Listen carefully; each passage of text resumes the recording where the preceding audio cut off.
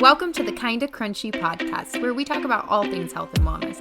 We can't wait for you to hear today's episode, so let's get to it. Hello guys, welcome back to Kinda Krunchy. This is Rachel. And this is Jensen. And we are excited to be here today. Jensen and I are dragging. I'm going to be honest. We are tired. It is like we woke up at 6 a.m. to start our podcasting today, which we typically do because we normally record a couple episodes when we're together since there's a little distance between us geographically. So aside from that, we're just tired in life. We were talking about... It was a long week. It's been a long few weeks. Yeah, I just feel like my eyes are heavy. I could sleep like 4 more hours this morning, but we're here. We made it, but this coffee is really helping right now. Yeah, I think it's not helping. It's like a really rainy, calm day. Yeah. And I love to like stay in bed cozy when it's like a rainy morning. It always seems to rain when we podcast. It does. Maybe it's like a omen or a sign. I don't know of what. But yeah, we are excited to be here today to be talking with you guys. We have a fun episode. We are also wearing, if you're watching video, our Kinda Krunchy crews, which you cannot get any longer. They were for sale on our website. It was like a one-time limited thing. So if you ordered one, you probably have it by the time this episode comes out, I hope. Or it's like very soon on its way. Yeah, I said we should wear our Kinda Krunchy crew necks for this episode, and then I'm like, oh, it's July, so we're kind of a little hot right now, but you know what? It's okay. And we have a fan here, but we only have one electric plug, and we need it for all our tech. So, and it create bad audio, which, by the way, we are aware our last episodes in the Kinda Krunchy shed were a little echoey, and there were still things we were working out, kinks we were working out. We think we're getting there. We think we're doing a little better. So let us know. We're hoping this one turns out with the quality audio that you've come to know from us. We set a standard too high for ourselves to keep up with, maybe. But anyway, yeah, we're just gonna talk today a little bit about Did You Know? So it's a fun episode. Did you know? We have some health facts. Like, did you know? And just like some little quips and fun things to tell you. And then we also have some did you knows about Jensen and I will share at the end. So that might be fun. But Jensen, tell us about your life, updates, what's going on. So I have a few just things that have been going on happening. I had a dental filling, my first one ever. I didn't know. I was terrified. So one of my biggest fears in life is getting a cavity. It's getting pulled over. I've never had one. Had you ever had one?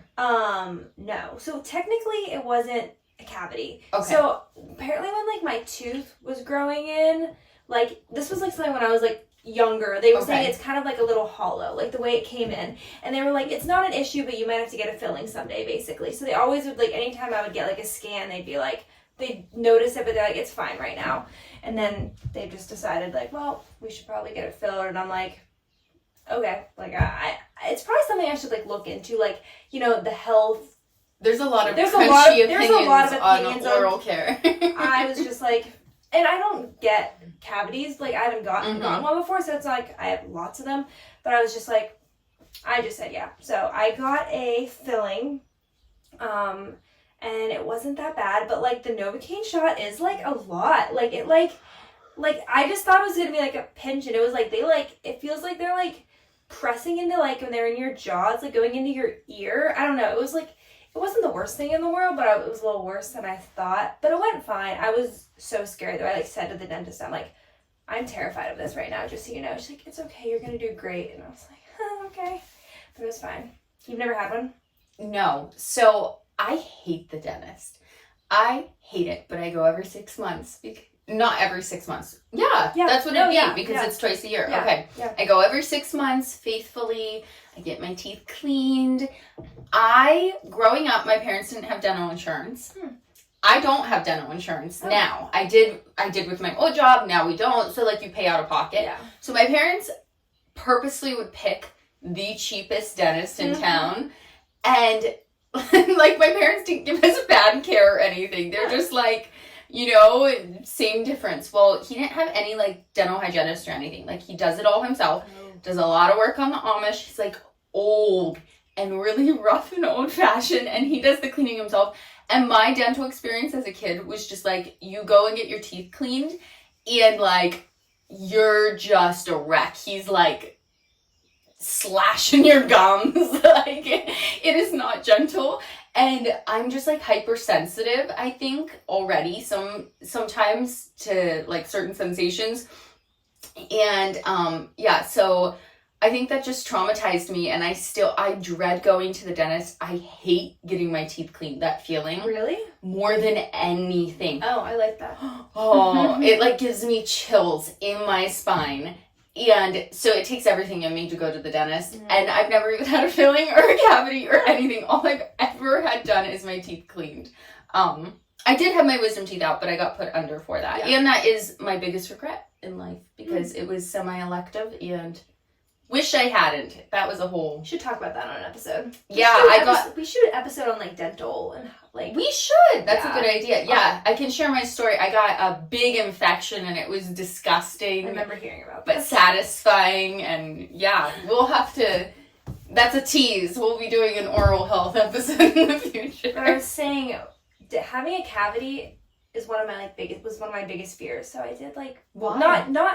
Not having a cavity, but getting a filling. I don't know why. It, like, freaked me out. It just always freaked me out of getting a filling. Like, I thought it was, like, the worst thing ever.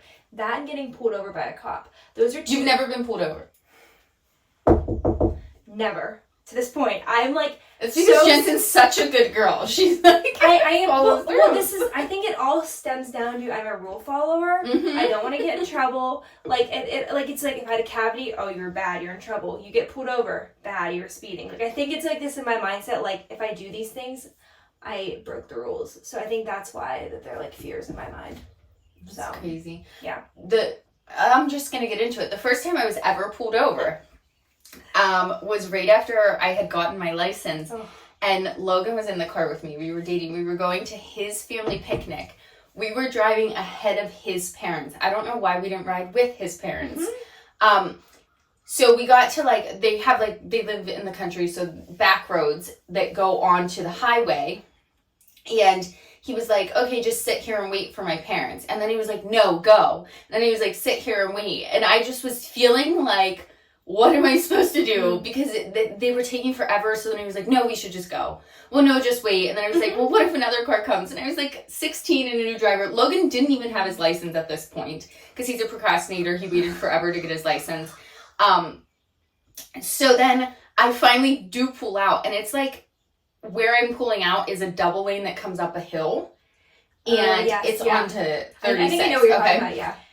And when, a cop's coming in the right lane of the double lane. So I pull out into the left, but I'm immediately, like, anxious because I'm like, oh my gosh, there's someone there and it's a cop. And the passing, like, the double lane ends, like, right after you pull out pretty much. So then I'm like in my head, what should I do? So I sped up to beat the cop to get ahead of him because I'm in the left lane. You're supposed to be going faster there. Yeah. But Logan's like yelling at me and he's like, no, slow down, get over. But then there's other cars coming and it was just very stressful to me. So I sped up to get ahead of this cop. And then I get ahead of him and then he just pulls me over and he was like, are you trying to race me? And I'm just like 16 and I was like, don't be a jerk. Like, no. I'm not trying to race you. I just was stressed out. He didn't give me a ticket or anything. It was just like a warning or whatever. He was probably just like, what the heck's she doing? But he lived right by me, like on the corner. And then I gave him the dirty eye every time I went for a run or walk. But that's the thing about living in a small town. Like, I feel like you just like half the time my dad would get pulled over, he'd know the cop and give him a warning and go. Yeah.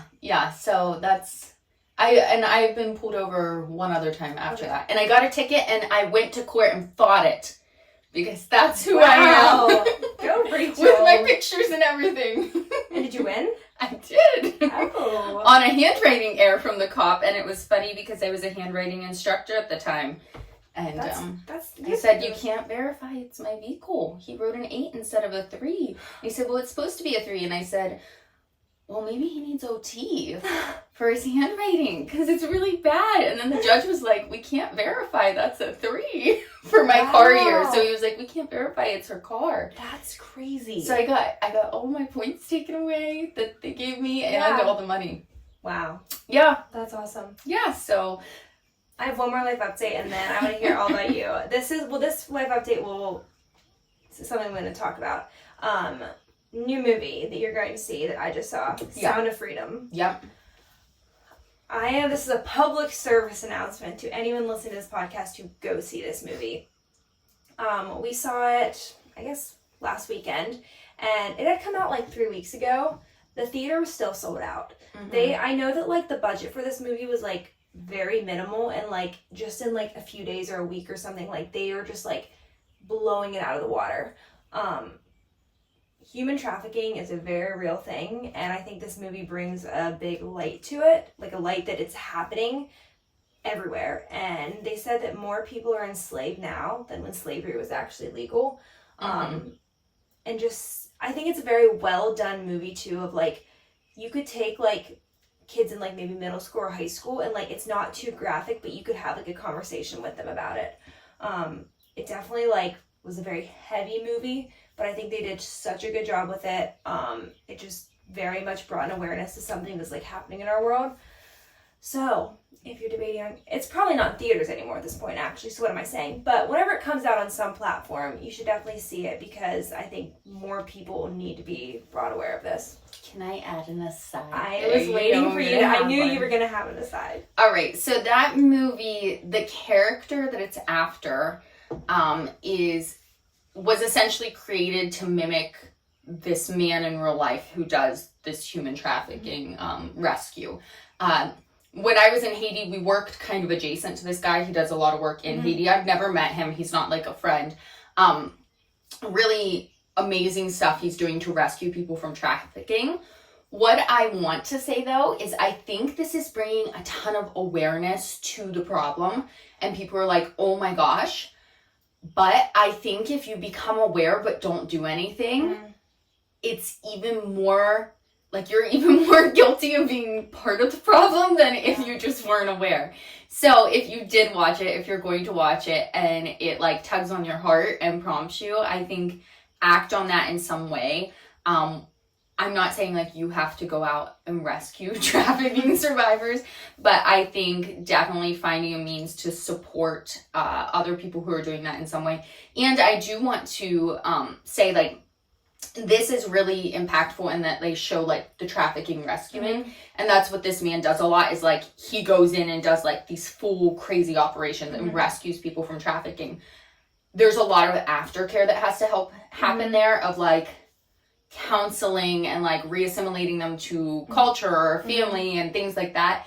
So finding organizations that do that too, that's vital. And just I'd encourage you, if you watched it, if you're going to watch it, to really be prompted to like find a way that you can contribute to helping these people get back to their life. Because slavery, I think a lot of times we think of human trafficking like kids in these really awful situations, and it is. But it's also, I mean, in Haiti, there's child slaves that their parents give them to families to be, they're called restavek children, essentially like household slaves that get like beat and made to do chores all day for other families. And then those families pay the other families, or it's just they're too poor to take care of their own kid. There's adults being trafficked. The nonprofit I work for is in Myanmar. There's people going and they think they're well-educated people with teaching degrees, and they think they're getting a teaching job. And they show up, the car, very nice luxury car, picks them up from the airport, takes them to an abandoned lot, puts them in a compound where they sell them to people on the black market to go work in scam compounds, doing Bitcoin scams and other scams, calling people in the US and Britain.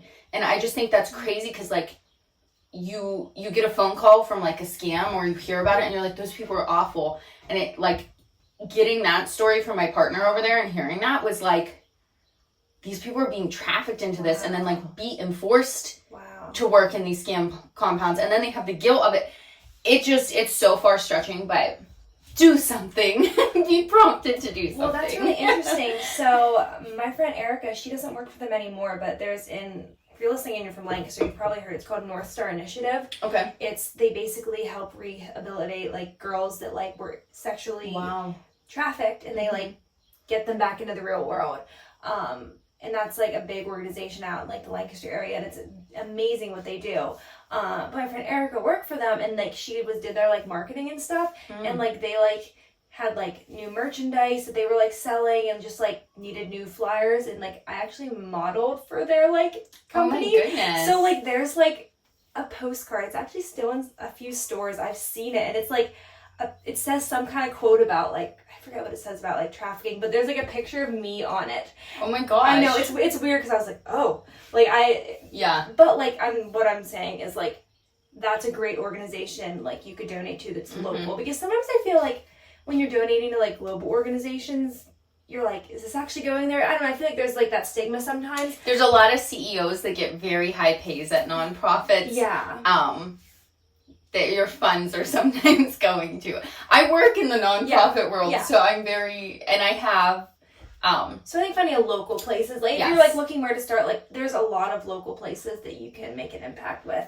But I think that's really good what you said about actually doing something, because I feel like we see it impacts us for like a week, and then we're like on to our lives again. For sure. I'll give a quick plug. The organization I work for is called Heaven's Family, and I see the financials, and I can guarantee you it is not going to padding anyone's pocket. A lot, almost all the funds are going directly to helping people. So look into that one if you're feeling prompted to get in the bio. Do you want to tell us your life update? Yeah, not a ton going on. I mean, too much going on, overwhelmed by life, burnt out. Me and Logan both were just saying, and we've never been like this, we're like, we can't wait for fall. Just because I think it's representative to us right now of like more calm time in our life, because summer has been chaotic. So yeah, both our brothers are home, and Logan's oldest brother has lived over in Asia in different places teaching for years, and he's married to a woman from South Korea. They have a child together, and they live in China right now teaching. And they had the baby right after they moved to China during like COVID time, so it was really crazy. They couldn't come home. So she's a little over a year old now, and we just met her for the first time. They just came home for the first time since then. So they've been here. They're only here for like a month, so they're trying to cram 2 years into a month's time. So lots of family time. And then my brother and sister-in-law live in Haiti, and they're home too. So we've just had all kinds of family stuff. Been very busy with that, but it's been good. The other thing I did want to talk about is I've been going blueberry picking. There's so many pick your own patches near us here. And my friend Caston, who was on the podcast, and I have been going because I have been freezing them so that I can have them all winter, because I like them in like smoothies and yogurt and stuff. And I got like a good vacuum sealer type thing so I can freeze them all good. It's really fun to go because like we're there like an hour and a half, and we're picking blueberries, but it's like good quality conversation time too.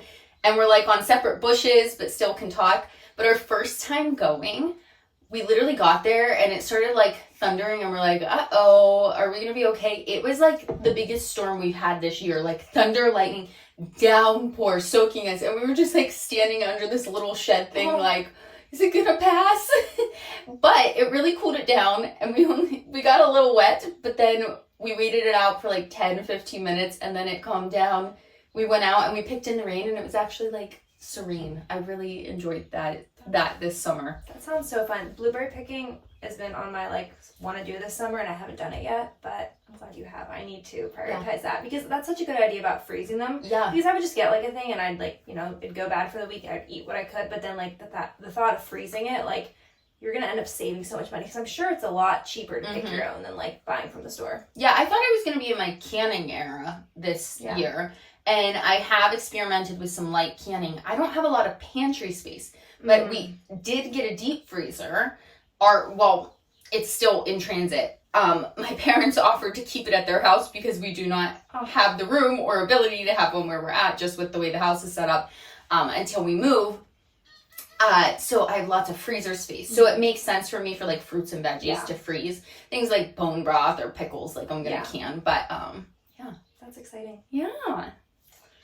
Do you want to get into the episode? We should. Okay, so we have a little Did You Knows today. Yeah, just some fun health facts and then just some fun things about ourselves too. I feel like it's just fun to like get to know more about us. We just love to talk about ourselves now. Yeah. We just feel like, oh, it'd be fun to throw in like personal facts along with health facts. So we hope you guys like it. Rachel, I think you have like 5 health facts and I have 4. But just some interesting things that we've learned along the way or we found that we wanted to share with you guys. So we hope you like them. You want to start us off? Sure. I'm actually going to start not at the top of my list. Same. I want to start at the last one on my list. Okay. So, did you know? Wasn't that... Okay, wait. Before Urkel? Do you know who Urkel is? Steve Urkel? Yeah. Didn't he always used to say, did you know? I think you're right. What show was he on? It was Family Matters. Family Matters. It used to play on Nick at Night? No, it's Freeform now. ABC Family. When we were young, it like after school hours. That and Full House. Yes. Yeah, we're gonna sound like Steve. Some people don't even know what we're talking about, which is really funny. We should post like a little reel of that over us. Okay, so did you know that obesity has increased 270% since 1970? I'm not shocked.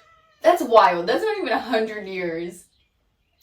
And it's over 200%, almost 300%. So just like a little add-on of that, because I'm not just gonna like throw that fact out there and not talk about it. Like, so like when you think about, okay, what has changed? You know, there's a lot of factors that go into that. And I mean, obviously we know obesity has many risk factors for your health, like your heart health, your chance of disease. I think it was the other day I heard something about like, if you're considered like at the doctor's office obese, like on a scale or whatever, that your chances of any type of cancer is like 30% increased. Wow. And like heart disease or heart attack, things like that is like 40 or 50. Yeah. It's just crazy. So, I mean, it's definitely something like we want to take care of ourselves. So, I mean, like if you think back to the 1970s, I think people used to cook from scratch more.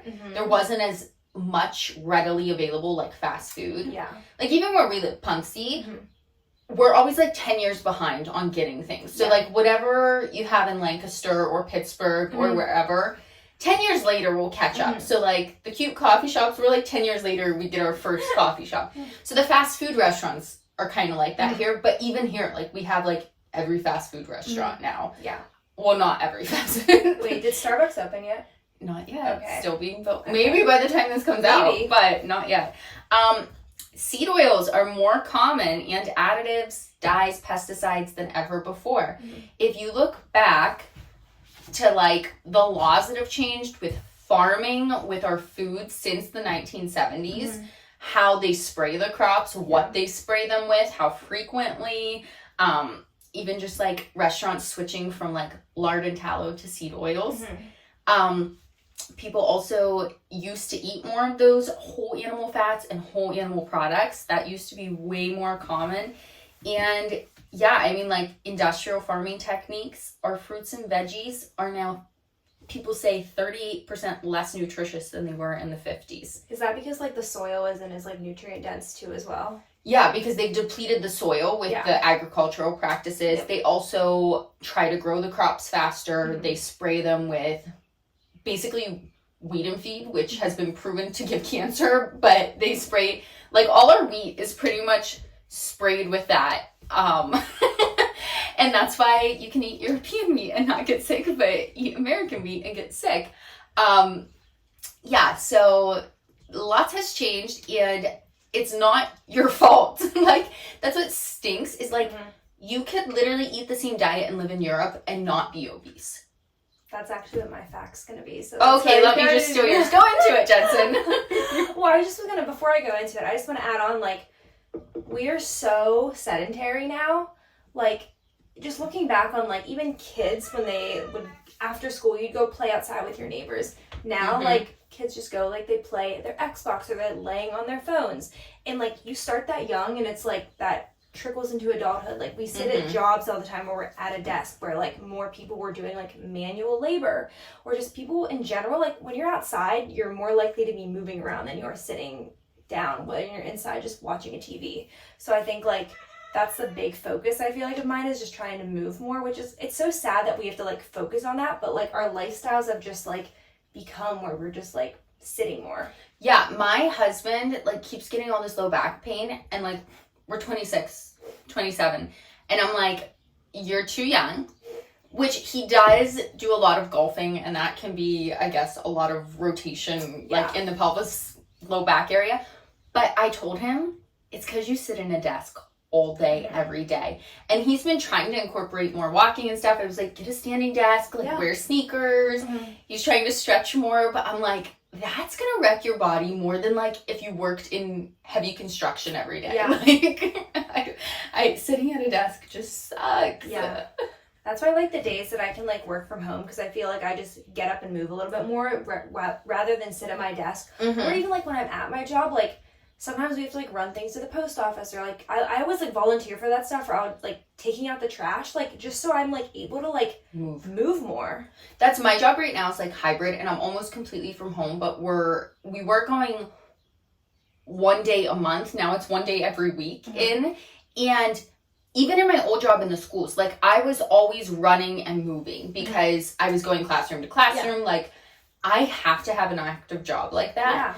And this is like, we go in, it's Thursdays, and we just sit there at a desk the whole day. And I'm like, my body is wrecked after that. I'm like getting up like an old woman, like my back hurts, my hips hurt, like I'm exhausted. And it's like, I sat at a desk all day, but I feel much better with movement. So I'm very thankful. I do overall have the flexibility to work from home. And I'm like standing at my kitchen counter. I'm like at my desk. I'm on my couch. I'm sitting on the floor. I'm sitting on the deck. And it like feels way better. Yes, absolutely.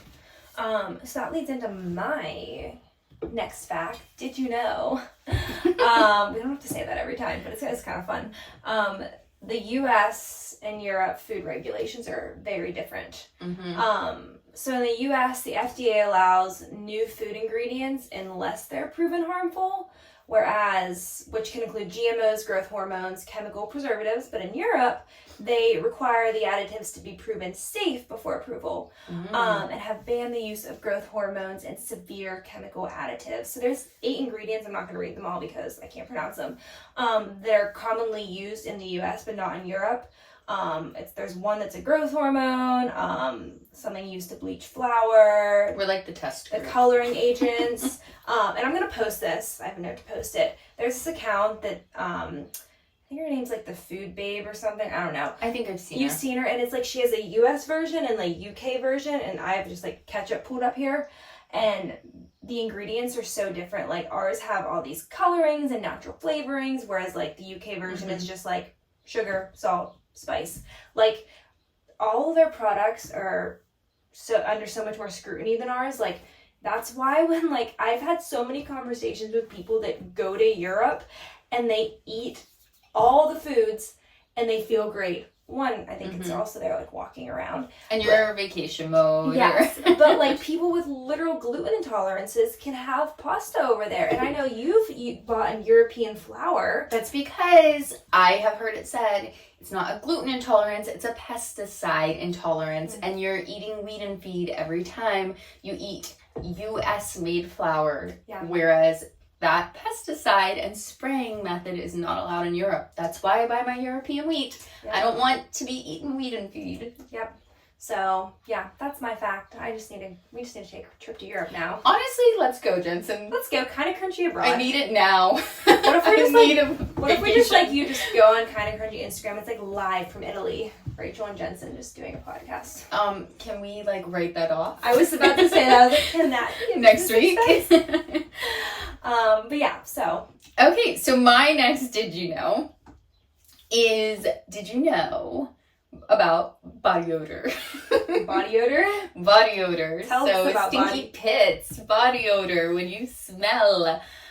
Okay, so your skin microbiome is destroyed by deodorant, which is part of what makes you stink.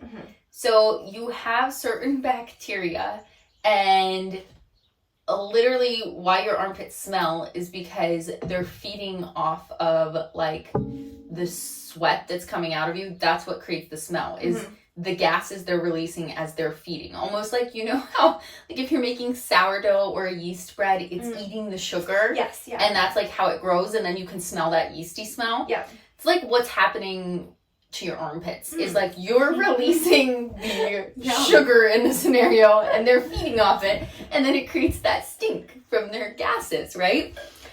When you use deodorant, like typical deodorant, it's part of it because what it's doing is it's either killing those bacteria or it's altering like what they're eating, and it can cause more body odor when you don't have it on then, because then they're like, oh, we need to go really crazy. Yeah. Deodorant has a lot of chemicals. Your body uses sweating, like through your armpits, through your whole body to detox, just like pee, poop, sweat. Those are all detoxing from your body. I know, can't say pee or poo on the podcast. Yeah, we can. I think we have before. But if you are smelling particularly gross or notice a change in your body, like I've had this happen where I'm like, oh my gosh, why do my armpits stink now? Like I normally don't sweat that much or have stinky BO.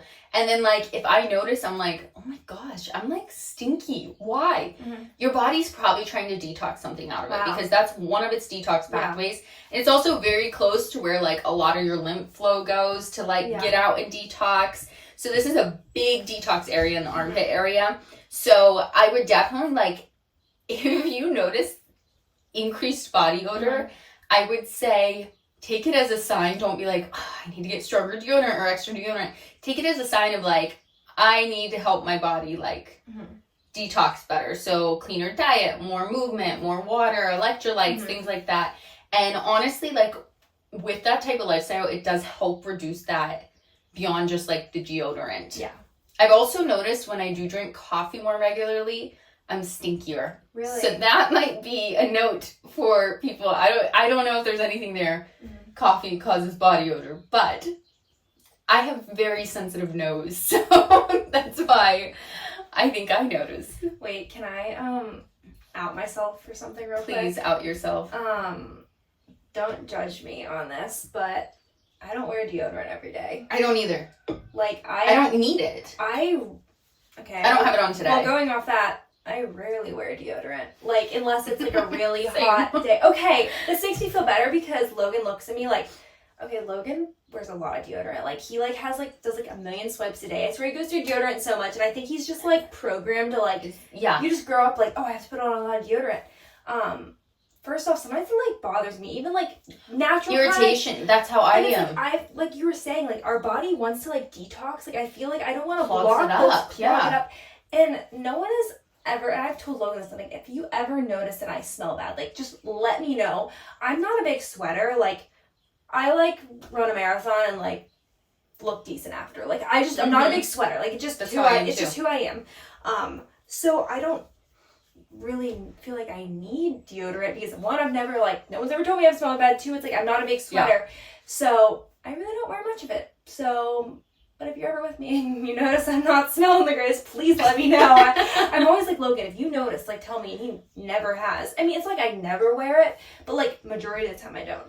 I, during COVID, had this very weird sensation. So when I realized I got COVID, I hadn't lost my smell until I was done with COVID. It was like my ending symptom. Okay. I did a saline wash, like salt water up my nose, like from the side, and it was literally so painful. Like I flushed all my sinus cavities out. I immediately got my smell back, like an hour after losing it. But then the next day, Logan says I did it to myself. I had some weird things. So skunk and coffee were the same smell for like years. Like, and it wasn't skunk, it wasn't coffee. They were just the same, like, strong smell. It was really, really weird. Like, so wait, when you would smell coffee, you'd think it smelled like a skunk? Yeah, and when we drive by a skunk, it smelled like what Logan was brewing in the morning. And then onion and body odor were the same pungent smell. So, I'm, like, smelling this at the gym for myself. Like, anytime I'd sweat, I would smell, like, pungent like onion smell. And I'm thinking like, oh my gosh, I stink. Like there were a few times I left the gym thinking like everybody has to smell me. It got to the point where I'd like come home and be like, Logan, you have to sniff my armpits and tell me. And he'd be like, I smell nothing. And it was like literally me just smelling this super pungent. And I'd be at work every day. I started putting deodorant on because it was like bothering me so much. And I'd be like, gosh, I smell so bad. And like, I'd be like to my coworkers, I'd be like, do I stink? And they'd be like, no. Like even sniffing my armpit. And I'd be like, I literally am like gonna gag at the smell of myself. Like I smell this sweat more than anyone. How long did that go on for? Like a year and a half. It like, oh my God. Yeah, and now it's back to normal, but it was the weirdest thing. And Logan's like, it's because you did that weird crunchy saline wash. You messed your smell up for life. I love Anyway. that. That's so funny. Should I get into my next Yes. one? So did you know that your phone is changing your brain? So this is like, now this is like kind of controversial, or some people say no, it's not. Some people say yes, it is. But basically, dopamine motivates you to seek out new information. And then the opioid system causes satisfaction. So this reward encourages more seeking, and that cycle continues. So it kind of goes off of like, I'll explain as like we seek food, it tastes good, we're motivated to seek more food. But what's happening with technology is we don't ever get that feeling of being full from it. So you seek food, it satisfies you, you're full, you're good. But with technology, we're never fully satisfied from it. So we continue to seek it more and more. I was trying to explain that science well. I hope I did. I don't know if I did. But basically, our brain just keeps wanting more and more of it. And social media, you know, like when you're scrolling on Instagram or TikTok, it's to replicate a slot machine. Like you pull down, you want more. It's that addictive properties. And you know, technology addiction has become very real. Signs of that can be compulsively checking your notifications, restlessness when you're unable to use technology, constantly updating your social media accounts. And I think like even people that like myself can fall into these things sometimes. It's just very easy. But another thing that I was looking into is it's said that our attention span is decreasing. And I think a good example of that is sometimes I'll be like watching TV and I'll like get on my phone and I'm like, why do I need to look at my phone when I have TV showing me something? Or why do I feel like when I'm driving I need to check something on my phone? Like my focus should be the road.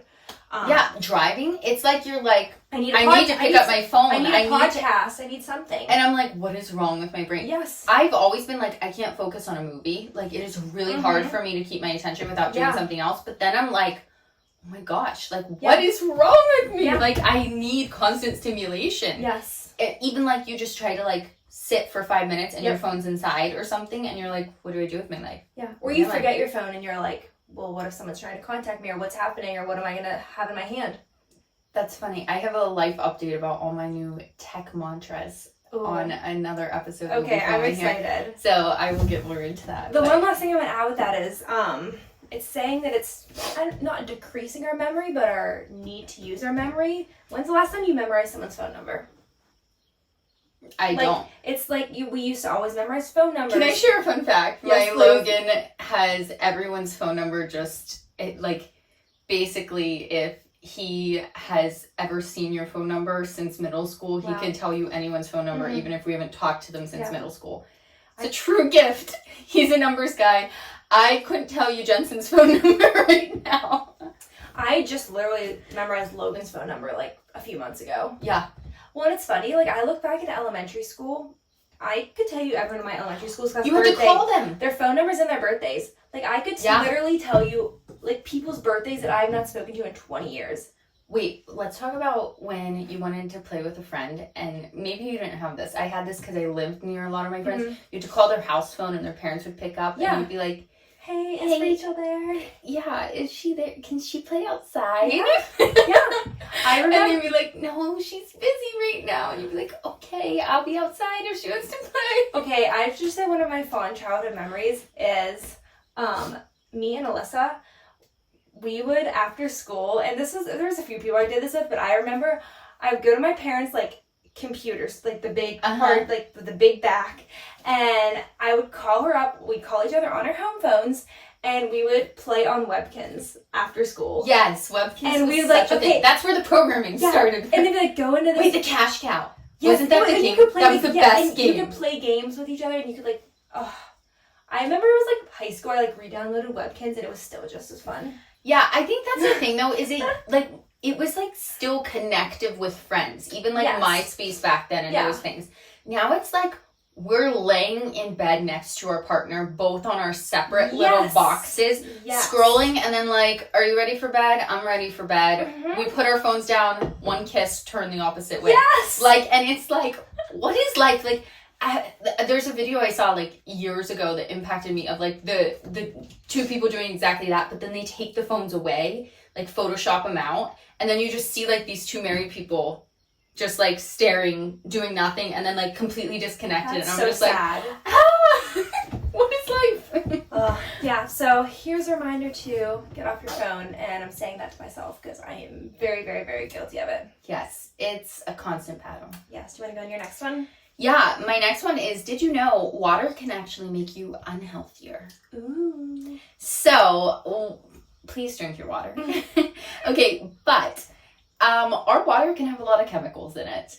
Bottled water, by law, only needs to be as good as tap water, which if you don't know the sitch with tap water, you don't want to drink it because it has a ton of high levels of toxins, chemicals. Sometimes there's like remnants of birth control in there.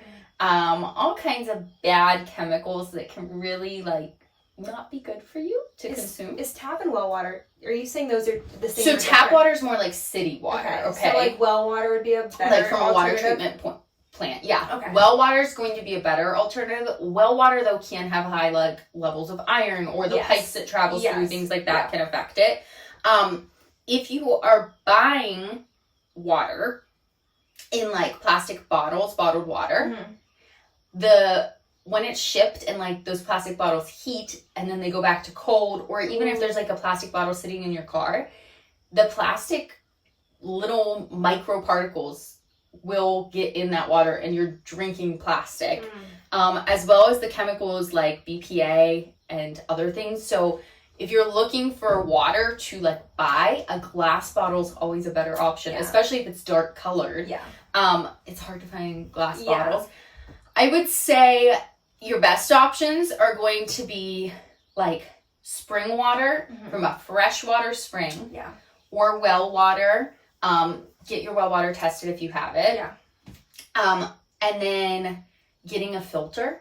So a shower filter, because this also gets on your skin and can affect your like skin and hair health. I've thought about this for a while. Yeah, when we go to my grandparents in Harrisburg, I have always, since I was a kid, like I'm so itchy and my skin's so dry after showering there. They have city water, and we always had well water growing up. And I never like, it was like 1-2 days and I'd be like miserable. Like why? And that's part of it. And so, yeah, if you do live somewhere, you have city water, shower head that filters could be really helpful. A filtering pitcher or like adjustment for your sink if you do drink out of the sink. I have wanted for the longest time I think it's called Berkey or something. Oh, the water filter. The ones that sit on the counter. Huge. I'm like, that's a dream of mine to have one day. Yeah, I mean, water filters. Okay, tap water. I'm just going to read a little of the things it can have in it if you're having city water. Arsenic, lead, fluoride, nitrites, chlorine, fecal matter, aluminum, parasites, mercury, and leftover pharmaceuticals. And what I was saying about the birth control is if you're like, oh, I really don't want to be on birth control, you might be getting it from drinking your tap water in the city. And then even the boys are getting it sometimes, and that can affect everyone's hormones. So just be aware. I'm imagining someone listening to our podcast right now drinking their city water and like spitting it out and like pouring it out as they're listening to this. Yeah, I would say a better option is to get like glass bottled spring water if you live in the city, and get like a filtered shower head then. Yeah. That would be what I do. That actually leads into my next one. It's like we it's like we planned this. But no, I saw we write separate notes. We do, yeah. So this is crazy. We do plan this, but not that much, guys. This is something I would be curious to get your opinion on too. It also ties into your love of dentists. Oh no. Fluoride. Okay. So I was doing a lot of research on this, and I think it's still something that's very controversial, but we are over fluoridated. That's not a word. But like Rachel was saying, it is in a lot of water, like a lot of tap water, a lot of city water. And basically fluorides are cumulative toxins. They're not this like thing that's like great for us. You know, you even said before the push of fluoridization from dentists, like the dental profession recognized that fluorides were not beneficial but detrimental to dental health. I was doing a lot of research from the Weston A. Price Foundation, which I'll link that in the bio. We've talked about that before. They do a lot with like raw milk, but Weston A. Price, he was a dentist that like basically went out into the world and figured out where the people were the most healthiest and what they did. And not a fan of fluoride. So there's really not a lot of benefits to it. I think we have been taught for the longest time that like you go to the dentist, you get your fluoride. All toothpaste have fluoride in them. The one I use now does not. Yeah. But I've read that it's more of getting basically the industry wants to get rid of hazardous waste that fluoride is, and basically they utilize it by putting it into your water. Like it's, and again, you can also research this yourselves. If you're a dentist, you're probably like, that's a lie, this is all wrong. And a lot of people have, this is very controversial. But I would just do your own research into this, because from what I was reading about it, we really don't need all the fluoride at the dentist. And some things, and again, you're like, well, if I don't use fluoride, how do I protect my teeth? And first off, Rachel had mentioned oil pulling before. That's something you can do for your health. But a big thing is diet, which I feel like everything we do kind of comes back to that. Things that can cause cavities are obviously too much refined sugars and processed foods, lack of minerals, and then lack of fat-soluble vitamins like A, D, K, and E, which eat your liver, because that is literally eat your liver. But the FDA states that fluoride is a prescription drug and not a mineral nutrient. So again, you can do your own research on that, but I just think that we have just been told our whole lives, like, go to the dentist, get fluoride. Like, I remember always getting that as a kid, and it's like, we don't really think twice about it. I think it's just something, like, again, I think everything with your health, like, ask questions. Why am I doing this? Why have I been doing this my whole life? Like, again, you might find that it's fine, but I think, like, just questioning, like, what's happening, because I think we're just are just used to it, so we just say yes to it. Yeah. I don't have a ton to add to that, because you really covered it, and definitely I'd say, like, do your own research. Yeah. I use a fluoride-free toothpaste now, and my brother and I always rag on my mom, which is really mean because it makes her feel bad, because she used to give us extra fluoride pills, and I have, like, white spots on my teeth from them, where, like, they're whiter versus less. It's not, like, super noticeable, but it's from the fluoride, and my brother's the same way, and it's just, like, what? Is that not, like, chemicals if it was changing the color of our teeth? I'm just, like, confused about it, and I'm like, if I don't know what it is, I don't want it. Yeah, so that's our opinion on it, but just do your research, that's all. Okay, well, I'll go to one that you might want to do your research on. It might be controversial. In some of our first few episodes, this is one that people didn't love me saying. Oh. Sunscreen, let's talk about it. Let's cancel Rachel. Yeah, people really had some hate on this one, because they were like, wear your sunscreen. Don't tell people not to. I'm not telling you what to do with your life. I'm telling you to research. I'm not advising don't wear sunscreen. If you're wearing a sunscreen, though, I will say find a natural one and use a natural one. That's what I'm saying. Yes. What I will say is sunscreen can make you more susceptible to burning or diseases. Sunscreen, traditional sunscreen, has a lot of toxins and bad chemicals in it. There have been ones recalled and, like, lawsuits brought up of it literally causing cancer and other diseases. So definitely look into the ingredients of the sunscreen you're going to use. Again, I don't want anyone to get sunburnt. I don't think it's good to, like, go lay on the beach, no sun exposure for the whole year, and get fried to a crisp. Yeah. We've talked about this before, though. The more sun you get, the more melanin you produce. So graded exposure is, like, the best thing you can do. Like, some morning sun time in the summer every day. I'm not saying go out in the heat a day, but, like, graded exposure to get, like, nice buildup. Your body will be, like, less susceptible to burning them when you are in high levels of sun.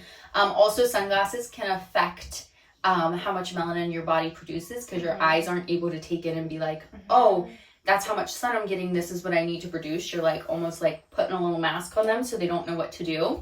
And we've talked about this too. Seed oils can contribute to burning as well. But yeah, my whole thing was just sunscreen can make you burn more or more susceptible to disease. So look into the sunscreen if you're going to use it. And I'd still recommend, even if you're going to use sunscreen, to do like graded sun exposure without sunscreen, like in early morning light, just to get some sun indirectly, like even if it's cloudy like it is today, on your skin without that sunscreen being a barrier, because it's really good for your health. Yeah. You just have to be careful. Not suggesting anyone get a sunburn. Yeah. Or not to wear sunscreen. I'm just saying look into it. Yeah. I have nothing to add to that. You hit that perfectly. She doesn't want canceled. She said let Rachel go. But no, honestly, I've barely worn sunscreen this summer because I feel like I've done a good job of like starting in like May, like getting myself out there, like not going out for 6 hours to start, going out for like an hour to start. And like if I'm out in the middle of the day, like wearing a hat so I'm protecting my face. It's just little things like that. But I think truly the biggest thing like is your diet. Like trying that's true. Seed oils, like I shared this on one episode past, like one time Logan and I were both outside and he's like, why did I burn and you didn't? And again, there's also like, I'm more Italian, there's a lot of things like that, but I'm like, you eat a lot more seed oils than me, pal. Yeah, there's been 2 days, one in my garden and one staining my deck, where like I didn't realize the sun exposure I was getting, and I got like, I'm not burnt at all, just like to the point where I was like pinkish. Yeah. And by the next morning, it was just like tan. Like my body did what it needed to do to process that. And I'm thankful that my body's able to respond to that and that it wasn't like full-fledged burn. Yeah. We love it. We love the sun. The sun is love the sun. The sun is a free health tool. And we don't hate sunscreen. We just think you need to be a conscious consumer of it. Oh, good. Okay, the next one, it could be very long-winded, so I'm going to try to make it quick. But I think this truly could be a full episode.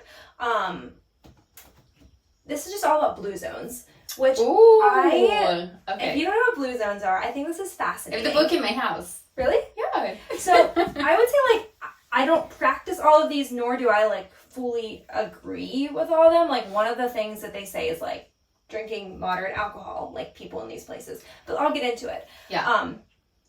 So this guy named Dan Buettner, I might be saying that wrong, he discovered 5 places in the world that he has called blue zones, where people are the healthiest and have lived the longest. And there's a place in Japan, Italy, Costa Rica, Greece, and California, actually. And basically, they're called the Power 9. They're habits that these people practice regularly. And I'm just going to kind of go into a few of them because it could be a whole thing, but I think we could actually do a whole episode on this. Yeah. But one of them is moving naturally. So not going to the gym, but like gardening, going for walks, like actually moving daily, having a purpose in life. Like, why do you wake up in the morning? The 80% rule is eating till you're only 80% full. Handling your stress, eating more plants, which they don't eat a lot of meat, which I firmly believe like meat is a very valuable thing. But again, I don't agree with all these fully, but they're proven that people are healthiest and live longest here. Belonging to a community, so being part of like whether it's faith-based or not, like being part of something bigger than yourselves. Putting your families first, like these places really prioritize like the family unit.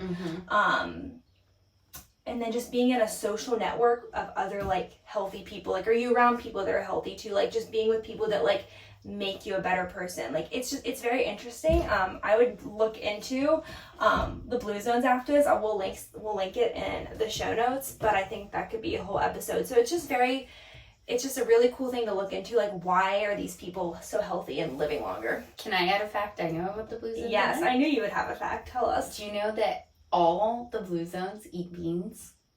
I have that in here. Wait, that's so interesting. I don't know why, but that just like sticks out to me. They all eat beans. Like they weren't a ton. Like they all have different diets and like follow some of the same principles. Like you were saying, not eat a lot of meat, get a lot more fruits and vegetables, but they all do eat beans. That's something they have in common. So eat your beans, I guess, if you want to live long. Which we don't eat a lot of in the U.S. No, we don't. A lot of other countries eat beans it's every day. That's like the staple. I'm not a huge bean person. Have you had good beans and rice? Probably not. I'm going to invite you over for my sister-in-law from Haiti to cook for you, not me. I would love that. We don't cook beans and rice here like you're supposed to cook beans and rice. We just have like plain white rice and plain black beans out of a can. Which grossed me out. No, like when you have good beans and rice, that's probably, I've always said like I could eat that every day of my life. If it's like the good quality kind. If it's not even like good quality, it's just like real beans that they soak and then they put like spices in and let cook a long time. Same thing with the rice, like when it's cooked right. And there's something about beans and rice that when you eat them together, they activate the vitamin compounds in each other and like the health benefits. It's kind of like turmeric and black pepper. Yeah. Beans and rice are that way. So when you should eat them together. When I went to Costa Rica, which is one of the blue zones, they had a lot of rice and beans, and I remember having that, and they were very good there. So that's like really my biggest experience with them. Yeah, you'll have to try good rice and beans sometime. Yes, so, now I'm hungry for it. So look into the blue zones and learn how to cook your beans and rice. Do you have one more, Rachel? I do. Did you know women's health is kind of a new thing? So until 1993, guys, that's pretty recent. Women weren't included in medical trials. Isn't that wild? So yeah, you hear all these studies on like so many things, and they've been tested mostly on men. Yes. Yeah. That are very different than women biologically. Like our hormones are so different. Everything about us. Also, women's fertility or endometriosis issues are more common than diabetes, but get 2.5% of the research funding that diabetes does. And then I'll also just give you a couple more women's health facts. Did you know that wearing leggings or tight clothing can cause irritation of your nether regions? And wearing panty liners every day can actually cause irritation or inflammation. And I add that in because I know some people do that. Like it's just like a practice to wear. And like, go free, ladies. Breathe down there. Let it breathe. Okay, this is TMI, but like if I am home in a pair of like comfy shorts or something, I am wearing the loosest clothing possible with like no underwear. Oh, 100% same. Like I want to feel free. And sometimes Logan is like, why do you wear those big, ugly, oversized shorts? And they're like my comfy shorts. And he has a pair of big, oversized, ugly shorts too. And I'm like, this is how I feel free, babe. Like this is good for my health. My body breathe. Good for me. And bras also can cause lack of lymph flow, be very like restrictive, have been linked to breast cancer. So I know some people sleep in like sports bras. I do not know how. I never wear, I rarely wear bras. If I do, it's a very loose sports bra. The little girls Walmart ones? Okay. Those are the best bras. These Walmart, they were like $3 for $10. Or hangs. They're just like a single strap. Yes. Like cloth. Yes. Logan said they're the most comfortable. I have them too. Logan said to me, he's like, should you get like nicer sports bras? And I'm like, no, these are great. I'm also very small-chested community here. Yes. So if you're not part of the small-chested community, you probably need an actual real bra. But for us, like, we don't, and so we're not gonna like get an uncomfortable bra. So yeah, that's like if I'm working from home, I do not have a bra on, and then I'm like, oh shoot, I have a work call. I better like go get dressed. I love when I can find an outfit that like I don't need a bra for. You don't have to wear one. Like I'm not as brave. I won't like go out in public without one unless I have like a really big hoodie and I'm like just running to the store quick. But even then, I'm like I gotta have my hair done,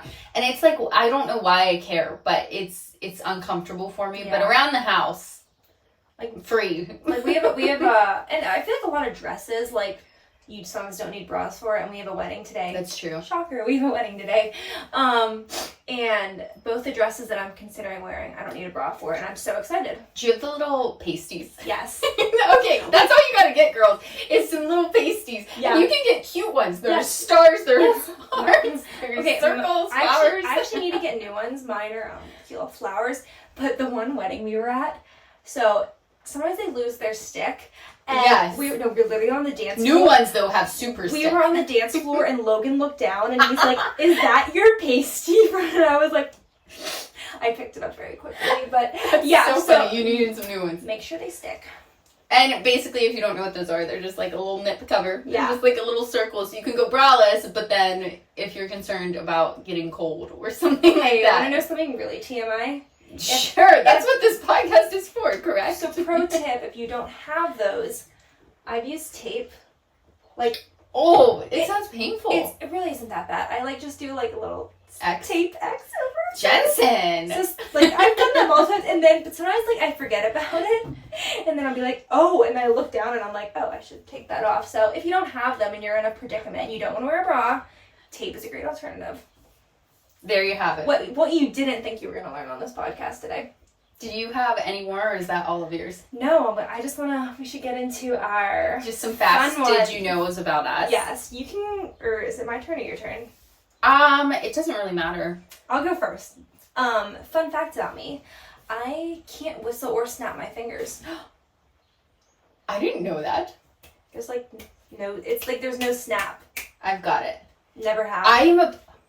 Okay, sorry to make it all about me. It's okay, it's fine. I would challenge anyone to a whistle off. I can whistle a tune, on tune, so loud. Like, I think it's my secret skill. Wow. I literally always my mom's a really good whistler, and I'd be like, let's have a competition. And I'd be like, I'm better. It's one skill I do have. Yeah. Wow. Okay, that makes me think of one I didn't have on my list. Tell me. Did you know I can't wink or curl my tongue? I feel like I knew you couldn't wink, but I don't know if I knew about the tongue. Apparently the winking thing is a genetic thing. Oh. The tongue curling is also, but my family can do it. I think it's because of my tongue tie issue I talked about. Yeah. It's like short and stubby. I can't get it. Interesting. But that wasn't really mine. I just had to piggyback off yours. Thank you. Tell me your first one then. My other one's way more boring, and you probably do know this. Did you know I'm classically trained on the violin? Ooh. Rachel is amazing on the violin. I'm a little out of practice. I need to get back into it. I took lessons from the time I was like 6, 7 till I was like, they weren't really lessons at that point, but like 20s, like college, is when I was like, okay, I could give lessons, but then I didn't. And I did a few wedding things and stuff, but I mean, they just do for fun. Yeah. And I can fiddle. It's both on violin, fiddling or classical. I love the fiddle. I love hearing that.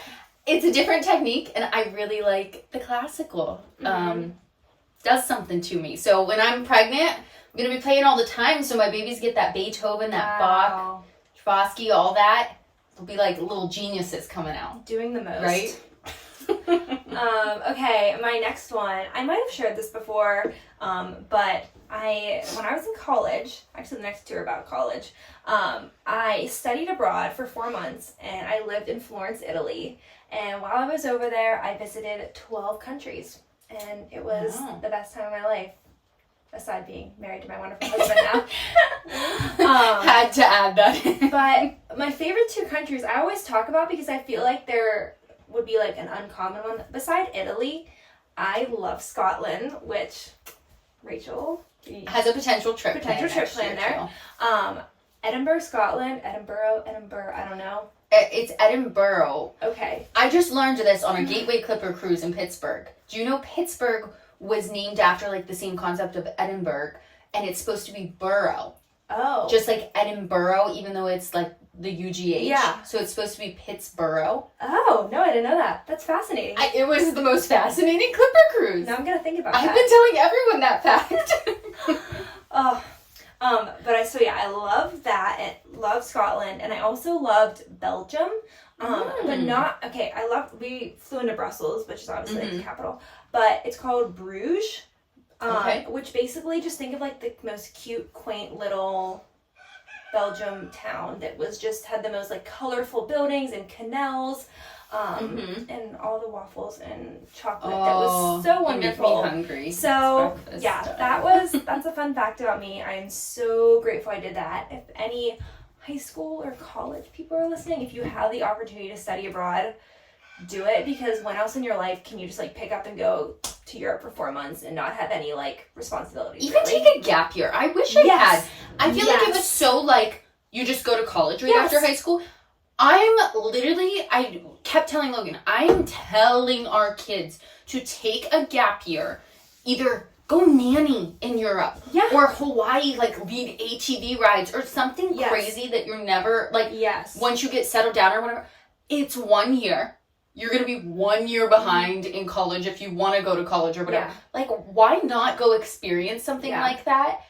I just think it'd be so cool. Like, you can get a job and take the gap year. I wish I had done it. I just think it's like, would be such a cool experience. A lot of kids out, like, in Lancaster, there's a lot of, like, opportunities for you to do, like, one of them is called, like, Word of Life, and there's, like, different, like, ministries. Okay, like, yeah. I knew a girl that went out to Montana for the year. I knew a girl that went to Argentina. It's almost like mission stuff. And then they go into college the next year, but it's YWAM. Yeah, I just think that's such a cool thing that I was not even on my radar when I was in high school. Yeah. All right. Very cool fact. Next one. My next one is, I have a big personal space bubble and I hate hugs. And I think a lot of people don't know this because I cope with it very well. If you come at me with a hug, I will give you a hug. I also sometimes will even offer up a hug to you. But you should know, it is taking a lot in me to do. I feel very uncomfortable, and the closer I am to the person, the more uncomfortable I feel. Like, hugging my parents feels so weird to me. And I know people are probably thinking, like, she has all this childhood trauma, blah, blah, blah. My parents were such big huggers because my mom grew up in a family that wasn't. My dad grew up in a family that wasn't. My mom always is very intentional, like, with wanting to be a hugging family. I literally just think it's genetic at this point. Like, my mom's side of the family, it's just like I've also noticed as I've gotten older, like, they just like my grandpa's like very awkward if you try to hug him. My uncle's like that and stuff.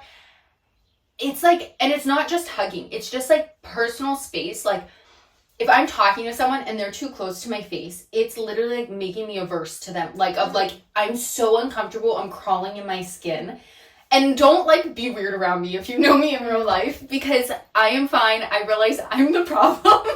And I very much, like, I will hug my mother. I will hug my friends. But it does, like, it has to be a conscious effort for me, because to me, it's not like, oh, I love you so much, like, let me communicate. It's like, I have to be like, okay, they perceive this as love. Because to me, it's kind of like always like, I really have to muster it up, and it feels weird. And yeah, I just don't like people in my personal space. Like, that's like an invasion of my, like, I don't know, of my space. Like, it almost like makes me not like people who are like always here, or like, you know, people come up and like grab you and talk to you like this. I literally, like, I don't hate you, but it's really hard for me to like you when you do that to me all the time. And I'm really trying to work on it, but it is so hard for me. That is so funny. I didn't know this about you. I know. Well, I always hug you, right? Yeah. Okay, I'm going to be now. You're welcome. Never hugging Rachel again after this. I'm just weird with it. Logan and I literally, when we were dating, did not hold hands in public, touch, really show any affection for like 3-4 years. Even in private, like, we weren't really hand-holdy or huggy or anything. I'm just like, 2 yards, okay. Don't need the physical touch affection. It's okay. Everyone's different. I do like a hug from him now, though. Yeah, well, that's good. Okay. That's good. Okay, we're making progress. We're making progress. Okay, so my next fact. In college, I was a sorority girl. Oh, you were, Jensen.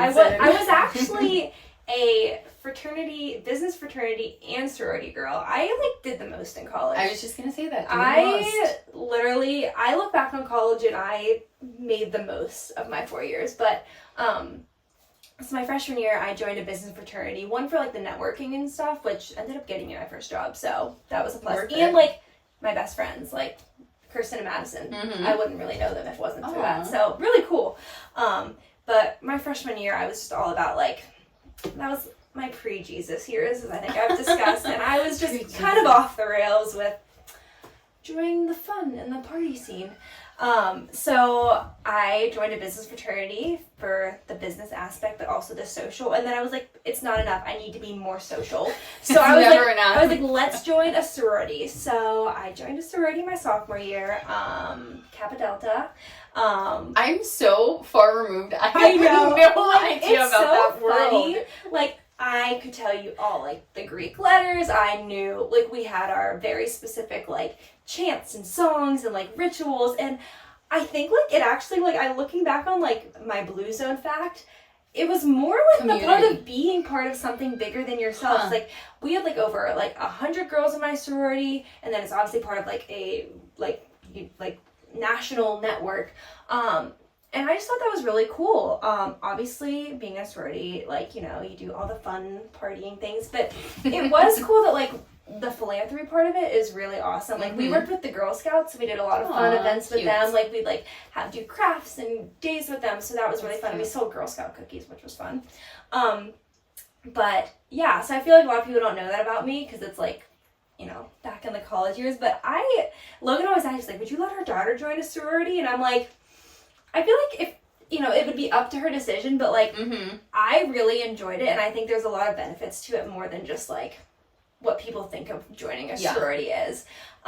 So, yeah, that's a little fun. And probably finding the right one and, like, the right people that are your community. Yeah, and I it was never, like, I don't know, it's very controversial, like, the whole, like, hazing aspect and thing, and, like, that was never my experience. I feel like it's more fraternity too. It's a more guy thing, I feel like, but I do know some sororities. I'm not gonna name names, but I know ours did not, and we were always treated great, and it was just She's lying. Jensen was the one that did all the hazing. Yeah. She put girls through misery. Well, that's the one thing, she would never. Well, it's funny because I feel like everyone says, like, oh yeah, my sorority never hazed, but those are the ones that, like, did, but actually, ours Jensen's too afraid of getting in trouble with the police to do anything. I would never, exactly. That's so funny. But, like, the, like, Big Little thing, like, that was so much fun. Like, I just feel like it was just a fun thing. You had, like, date parties, and you had, like, theme things. I don't know. It was just fun. Like, I was, like, 18 to, like, 22, so it was just, like, the time of my life where I was just, like, having the best time. It's so funny because Jensen and I are similar in so many ways. And, like, in high school, even, I, like, never would join a sorority. I know. I kid you not, guys, my goal in college was to not make a friend. I was there to get my stuff done. I was busy doing other things with my life. I was very involved with my brother in the nonprofit stuff. I had friends from high school. I was in the area. I had to manage my relationships here, like, with Logan and stuff. Yeah, that was, like, pretty much my goal. And I think even had I gone to a big university, I still would have been like, do not bother me. So it's good my college years were shorter. Yeah. And, yeah, it's just funny because we are similar in a lot of ways. And that's just, like, I couldn't do it. Yeah. I don't know. I just couldn't. I think it's, like, so cool and so fun, but it's, like, not for me. And I'm glad I have that awareness to know, like, I'm not the right fit. Well, there's something really cool. So my cousin, Billy, she's my dad's first cousin, so she'd be my second cousin. I think that's how it works. I always get confused with second or third. But we've always been very close. And she's, like, I don't know, like, in her 60s or something. Like, she's much older than me. But she was in Kappa Delta in college. So, like, we have, like, we both know the handshake. And it's cool. Like, it's this thing, like, we would come home and, like, from, like, I would talk to her, like, Christmas, and we would talk about things. She's like, no one can know. Like, only things that we knew about, like, different, Wait, like... it's a secret handshake? Yeah. You can't tell you, and I'm not going to say it on here. But, yeah, there's a secret handshake. Okay, I didn't know that. There's so many cool, like, little, like, songs and rituals and sayings and things. It really does make you feel like a part of something. Yeah, so, but it was so cool to be like, wait, like, it was like when we, like, say that we're, like, sisters, which is, like, we are technically, like, sisters in the sorority. So, I don't know, it was just really cool, like, to take that, like, family element to, like, wow, we're, like, unified on this level, too. So, yeah. I've never wanted a sister. I said I could have never lived with a sister. Well, this is why I'm an only child. This is me trying to get, like, a sibling. So maybe, like, that plays into the fact I'm like, I could not imagine having so many sorority sisters. I would quite literally be overwhelmed. Yeah. Okay, fun fact. My next one is, I'm related to George Washington. Logan says this is disputable, but it's not. It's through marriage on my dad's side. If you go way back in the family lineage, on my dad's side, one of the ladies is the woman that married George Washington, Martha Washington.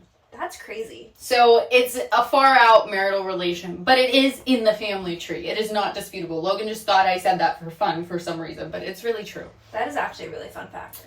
Yeah, and I could probably tell you less about George Washington than anyone else on this planet, other than I'm related to him. Make it about me, That's right? all that matters. Rachel was related to him. Yep. I founded this country. I am in charge here. All right, what's your next one? Okay, this is my last one. So, I, from the time I was a child, had a fear, massive fear of speaking in front of people, which I think is just ironic. For real? oh, I'm gonna go into detail about this. You hide it so well. I don't anymore. I literally could go speak in front of like whoever now. One, we do a podcast. I teach Pure Barre classes in front of people all the time where I have a microphone. Even like through high school you were like that? No, not high school. Okay. Because I was like, we were class officers, so we were like speaking in front of our class all the time, spoke at graduation, like easy breezy, like no issue. But it was like when I was like very young. So I remember preschool graduation, you know how like everyone like sits up on stage, walks across. Nope, I sat on my mom's lap the entire time. Aw, Jensen. Elementary school, my parents could never come to anything like put on by the school because I had this fear of them like watching me. I don't know why. Like they would send someone to videotape it because, and I feel so bad because like I was an only child and they couldn't even come see their like child like perform like the cute little kindergarten play. Are you sure they didn't like hide in the back? Oh no, the one time they did. The one time my mom did, I saw her in the back. And then you were so mad. But okay, so gymnastics quit because there was a recital. Ballet quit because I had to do a performance. Girl Scouts, you went from like Daisy to Brownies and you had to like do this little like thing. You walk across like a bridge to like nope, quit because I wouldn't do that in front of people. So I was truly the worst. I don't know what switch, like I don't know, there was never like a moment where I was like fixed, but it just kind of like happened over time. So I feel like I'm just like in my redemption now, like doing the podcast, teaching Pure Barre classes. For it. But yeah, I remember it was so funny when I spoke at graduation. My parents were like, wow, we've always wanted to see you like at graduation because like your preschool graduation you like wouldn't go up there. So yeah, but that's like a fun fact because I feel like most people think like, oh yeah, I've just always been able to talk in front of people. So my advice, if you have trouble speaking in front of people, it can change because it changed for me. I don't know what happened. I don't know what to tell you to do. But yeah, I'm healed from that irrational fear. I'm so proud of you. Thank you. I was more shy as a little girl, I would say. But I have always loved the spotlight. Oh, you have, Rachel. I have not an ounce of fear in me to be in front of thousands of people speaking or on stage doing anything. Like, I live for it.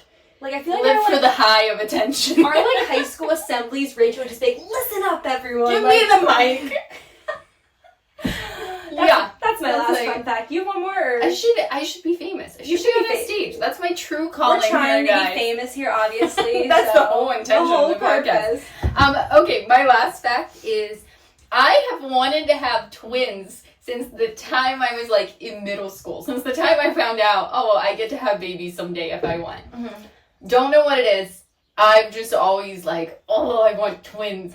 My mom she still is a nurse, but she's like in charge of like hospital stuff now. She doesn't work like doing direct nursing.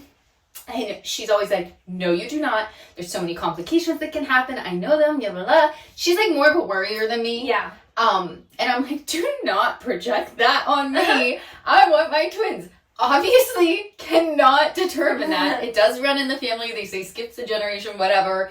So maybe there's a chance. I've been praying for it, manifesting, if you call it manifesting. Yeah. I don't really like believe in manifesting, more praying. Yeah. For years. So everybody keeps saying, well, I always tell people this, like, because people always ask, when are you gonna have kids and stuff? Which really you shouldn't be asking people. No. And I'm always like, well, we're waiting, but I want twins when we do. And if my mom's there, she's like, no, I don't want her to have twins. I'm concerned about XYZ. And I'm like, my mom's praying against the desires of my heart, guys. Pray even harder I have twins. So I have so many people. So many people. And now people started telling me they're praying for triplets for me. And I said, please don't. That's not the desire of my heart. So we'll see. My ideal would be set of boy twins, set of girl twins, 4 babies. Wow. Just 2 pregnancies. Rougher pregnancies probably. But yeah, I've always wanted twins. I still do. I'm holding out hope that it's twins. I've also wanted twins too. More as of recently, but I feel like you've had this dream forever. We'll do joint twin pregnancies. So what would the odds be of that? Like it actually statistically would have to be low that we both. Yeah, I don't even know.